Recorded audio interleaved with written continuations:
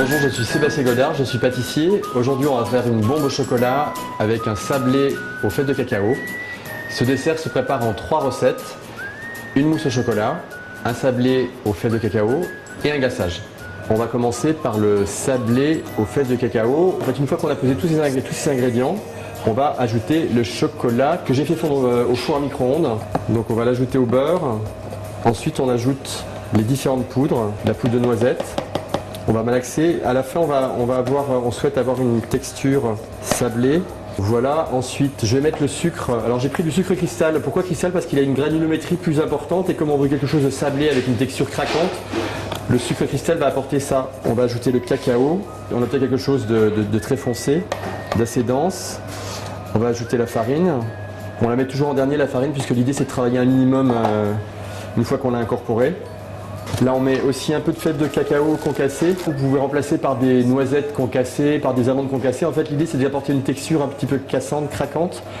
Juste finir de le travailler un petit peu à la main sur le plan de travail pour qu'il soit bien, qu'il se colle bien. On va tout rassembler et mettre ça au frigo. Alors, la deuxième recette qui va entrer dans la composition de ce dessert, c'est une ganache qui va servir à napper le gâteau.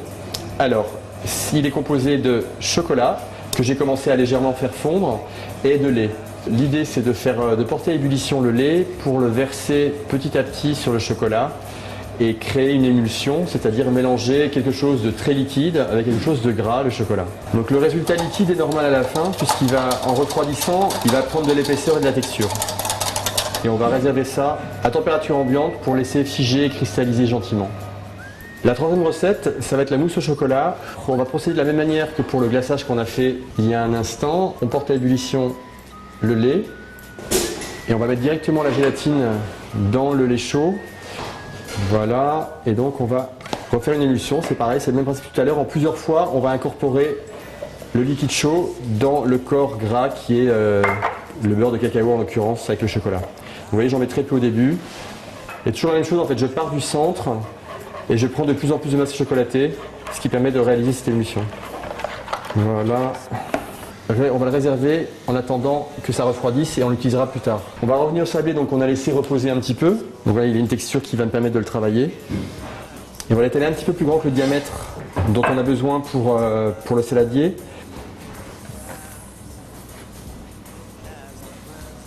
On va avoir besoin des chutes de tout ce qui va être en plus pour faire des petits sablés qui iront autour du gâteau. Ça c'est pas mal parce que ça permet de le prendre et de le poser directement sur la plaque de cuisson. Et là on va glisser au four pour une petite vingtaine de minutes à 170 degrés. Alors nous revenons à la mousse chocolat. Donc ici la ganache qu'on a réalisée tout à l'heure, la crème fleurette qu'on n'avait pas utilisée, on va la faire monter en chantilly, une chantilly assez souple en vitesse moyenne de manière à ce qu'on ait quelque chose de léger et d'aérien. Et j'incorpore la crème. Alors le mélange est toujours le même, ça qu'on va au milieu et on remonte sur le dessus, sur la crème. Et là je vais la couler jusqu'à ras du moule. Là ensuite on va mettre le saladier au congélateur pendant 2 bonnes heures de manière à ce qu'il soit très très froid et qu'on puisse le démouler très facilement. Le sablé est cuit, il a suffisamment séché au four. On va maintenant démouler le dôme, le saladier en fait de mousse chocolat pour le disposer dessus. Vous voyez, enfin la mousse elle est congelée. Je m'aide avec une écumoire, ça peut être avec une araignée, avec quelque chose qui permet de gérer la hauteur d'immersion dans l'eau tiède.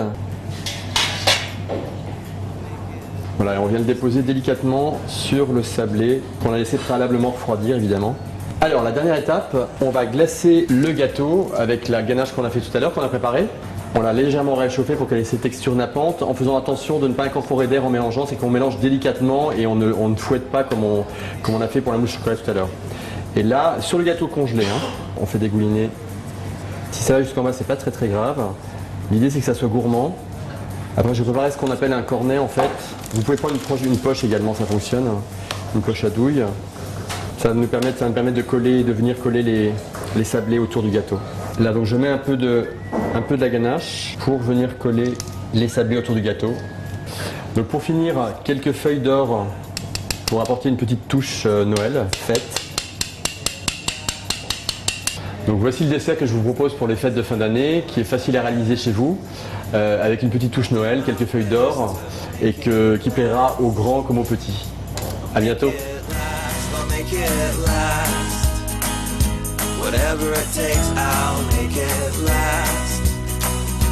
And though the future's coming fast, I'll fight it off to make this last.